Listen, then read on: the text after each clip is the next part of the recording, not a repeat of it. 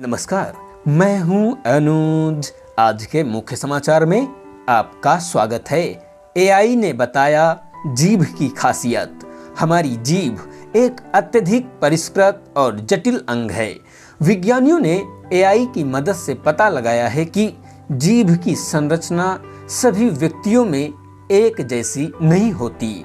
जीभ की सतह सैकड़ों छोटी उभरी हुई आकृतियों यानी बड से बनी होती है और जिन्हें वैज्ञानिक भाषा में पपीली के रूप में जाना जाता है। जीभ पर फैली हुई ये आकृतियां स्वाद, बात करने, सांस लेने और भोजन को निगलने में सहायता करती हैं। इन असंख्य आकृतियों में से मशरूम के आकार की पपीली यानी फंगी फॉर्म पपीली स्वाद कलिकाओं अथवा टेस्ट बड को जकड़े रहती हैं, जबकि मुकुट के आकार की पपीली यानी फिलीफॉर्म पपीली जीभ को खुरदरी सतह प्रदान करती है और स्पर्श का एहसास देती है। विज्ञानियों ने जीभ की फंगी फॉर्म पपीली के स्वाद संबंधी कार्य पर अच्छी तरह से शोध की है, लेकिन विभिन्न व्यक्तियों के बीच पपीली के दोनों रूटों की बनावट, आकार और पैटर्न में अंतर के बारे में बहुत कम जानकारी उपलब्ध है।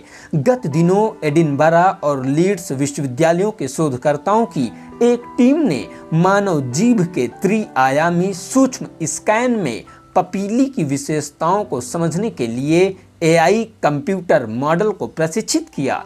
टीम ने एआई मॉडल को पपीली की विभिन्न विशेषताओं के बारे में प्रशिक्षित करने के लिए छोटी मात्रा में डाटा का उपयोग किया। उन्होंने टोपोलॉजी का भी उपयोग किया। टोपोलॉजी गणित का एक क्षेत्र है जो यह अध्ययन करता है कि कुछ स्थान कैसे संरचित और जुड़े हुए हैं।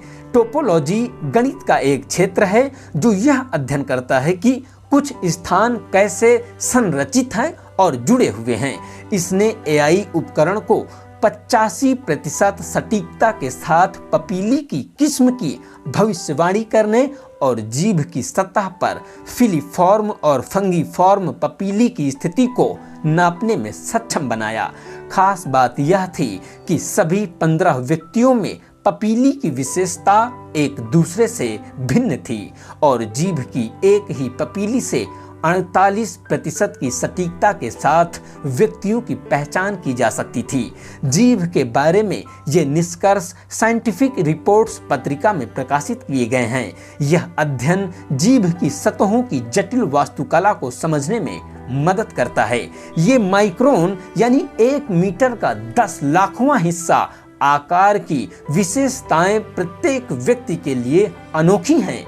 इस शोध से जुड़े विज्ञानियों का कहना है कि हम जीभ की विशेषताओं के आधार पर विशिष्ट लोगों और अल्प पोषित आबादियों की स्थितियों के अनुरूप भोजन तैयार करने में सक्षम हो सकते हैं और यह सुनिश्चित कर सकते हैं कि वे अपने भोजन का आनंद लेते हुए उचित पोषण प्राप्त कर सकें। इससे मानव ऊतकों में असामान्य वृद्धि का शीघ्र पता लगाने और निदान करने में भी मदद मिल सकती है। बहुत बहुत धन्यवाद।